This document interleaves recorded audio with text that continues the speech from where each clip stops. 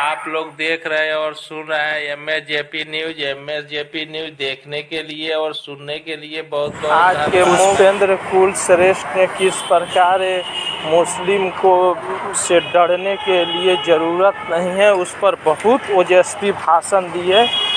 पुष्पेंद्र कुलश्रेष्ठ जिन्होंने हिंदूवादी नेता और उनका लोग बहुत अच्छे से भाषण देते हैं और ओजस्वी भाषण है। आइए सुनते हैं पुष्पेंद्र कुलश्रेष्ठ का क्या बोल है। 4 बार मंत्री बन चुका, पौष इलाके में रहता है। उसने 1984 में पूरे देश में जो घटना घटी उसके ऊपर एक किताब लिखी, अंग्रेजी की किताब है। उस किताब के पेज नंबर 256 पे जो उसने लिखा उससे पता चलता है कि तुम कितने भी पढ़ लो,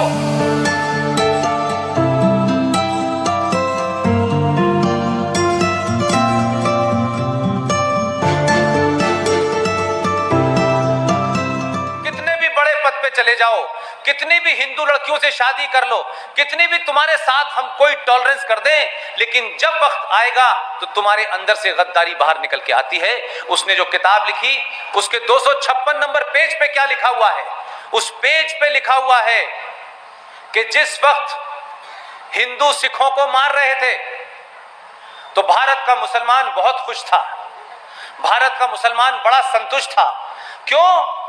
क्योंकि ये वो 2 कौमें हैं जिन्होंने मिलकर 1947 में मुसलमानों को मारा। जिस कांग्रेस के लीडर की ये सोच है वो लगातार पिछले 10 बार से मंत्री बना हुआ है, सुप्रीम कोर्ट का जज है। नाम याद आया? नाम याद आया? बताइए किसी को नाम याद आया हो तो। उस आदमी का नाम है सलमान खुर्शीद। अब ये मुझे बताइए, हम जैसे समाज से, हम जैसे टॉलरेंट लोगों से इस देश की आर्मी को अहिंसा नहीं सिखाई जाती। आदमी को नहीं कहा जाता कि तुम बंदूक लेके वहां अहिंसा का पाठ पढ़ाना, लेकिन ये देश की आर्मी, आपके नेता अच्छे हों या बुरे हों, करती वो है जो आदेश दिल्ली से जाता है। उसके बावजूद भी लोग लात मार रहे हैं, लोग पत्थर मार रहे हैं, लोग उसको पीट रहे हैं। उसके बावजूद भी वो आर्मी का आदमी अपने हाथ में AK-56 का मुंह नहीं खोलता है। तो हमसे ज्यादा टॉलरेंट इस दुनिया में कौन है भाई? हमसे ज्यादा सहिष्णु कौन है? लेकिन इस सहिष्णु का मतलब यह नहीं है कि इस देश में हिंदू मेजॉरिटी की मां बहन को आप उठा के ले जाएं, उनको मारें, उनका रेप करें, उनके मंदिरों का रेप करें, उनके मंदिरों को अबदस्त करें, लोगों को मारें, जमीन घेरें, नाजायज कब्जे करें। तो ये सवाल यह है कि ये चुप्पी कब टूटेगी? इसलिए जब मुझसे ये कहा कि निरसा में आपको इस कारण से आना है, मैंने कहा मैंने निरसा नहीं देखी है। राजीव सिंह जी ने मुझसे कहा कि आपको वहां पहुंचना है, अमित भाई ने कहा, तो मैंने कहा मैं नहीं जानता, मैं धनबाद पहुंच जाऊंगा, आप जहां मुझे ले जाएंगे मैं जाऊंगा। लेकिन मैं उन बहादुर लोगों को देखना चाहता हूं कि जो बात पिछले मैं 20 साल से कह रहा हूं वो निरसा के लोगों को सुनाई दे गई, लेकिन देश के लोगों को क्यों नहीं सुनाई दे रही है? और आपने वो कर दिया जो मैं कहता हूं कि देश के हर लोगों को करना चाहिए। अगर आप ये नहीं करेंगे तो ये जो घटना दीवार है ना, ये आपके बावर्ची खाने तक पहुंच जाती, आपके किचन तक पहुंच जाती है। और जब आप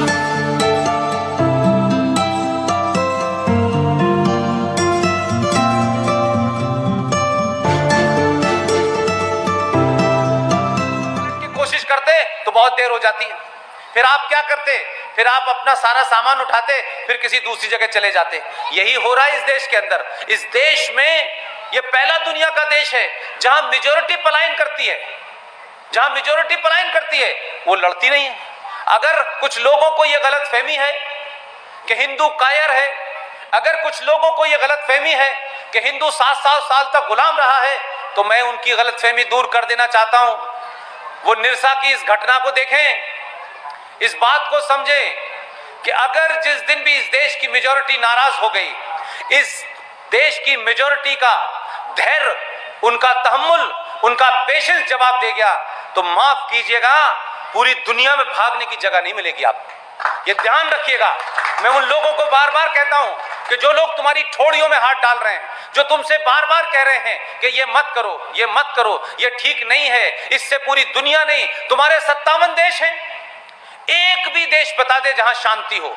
यहां तो हिंदू है तो समझ में आता है, सीरिया में हिंदू है, लीबिया में हिंदू है, इराक में, ईरान में, पूरी इस्लामिक वर्ल्ड के अंदर एक दूसरे को मार रहे हैं।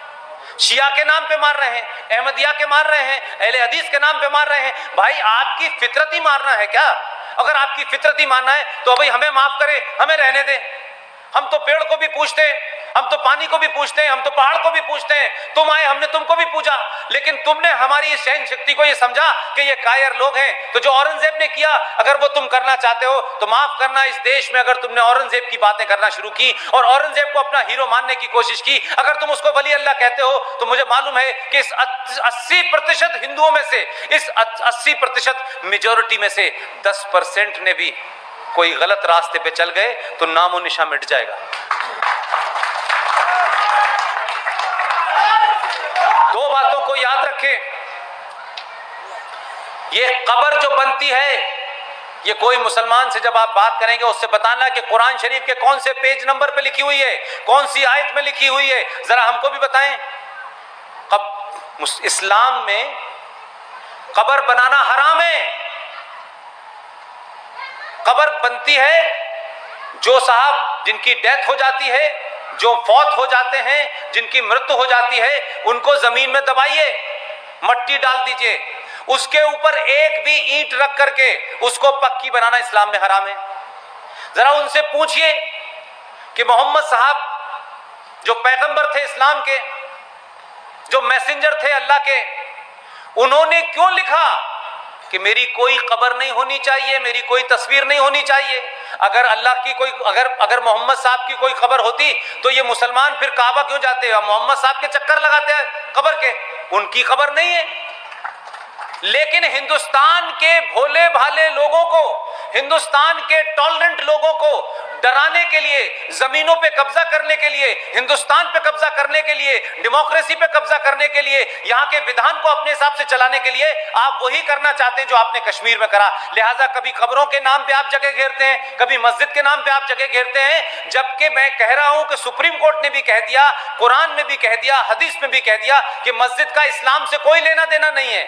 और जो लोग अयोध्या पे बात कर रहे हैं कि हम नहीं देंगे, ये गैर इस्लामिक बात है।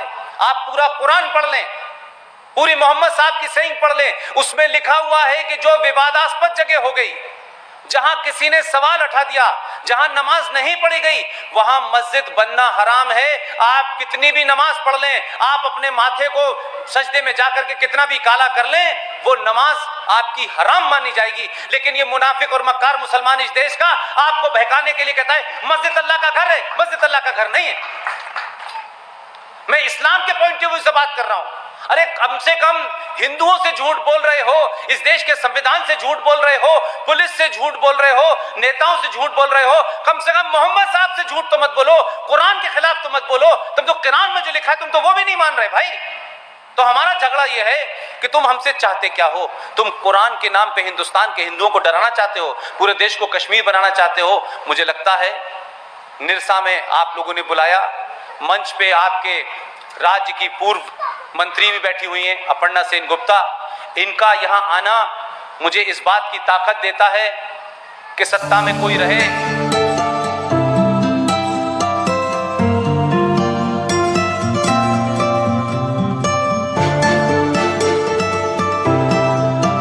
सत्ता के बाहर रहे। जब ऐसे ही नेता आपके मंचों पे आके भी जिस दिन बैठ जाएंगे, माफ कीजिएगा, सत्ता में फिर वही लोग बैठेंगे जैसे अपर्णा जी यहाँ आई हैं।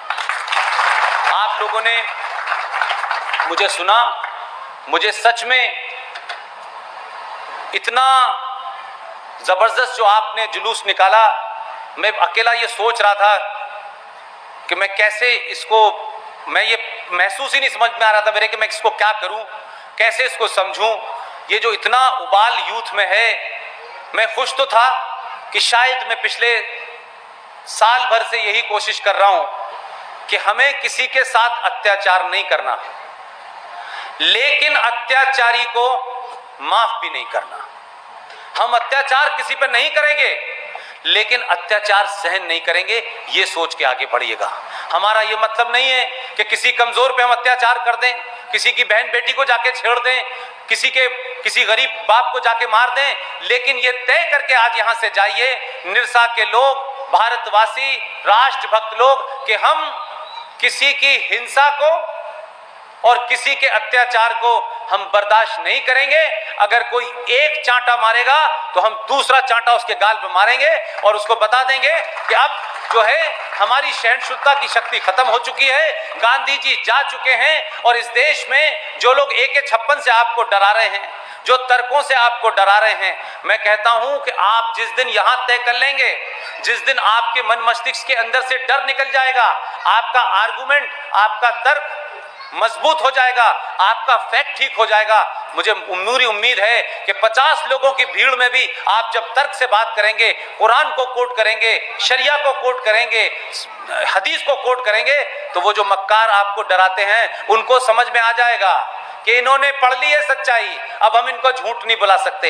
लिहाजा अपने आप को मजबूत करिए, मानसिक शक्ति को मजबूत कीजिए, एक रहने की कोशिश कीजिए। जो मैसेज आपने निरसा में दिया है कि चाहे दलित हो, यादव हो, छोटा हो, बड़ा हो, सब साथ मिलते हैं, उसी तरीके से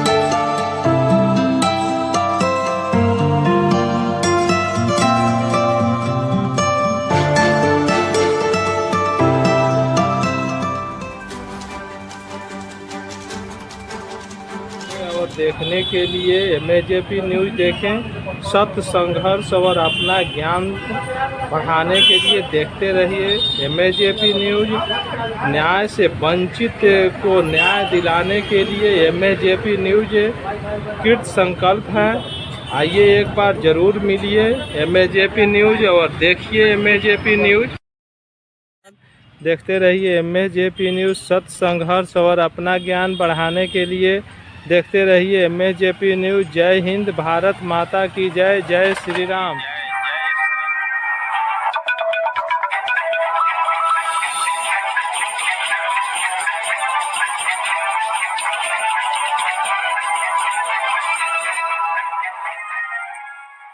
धन्यवाद।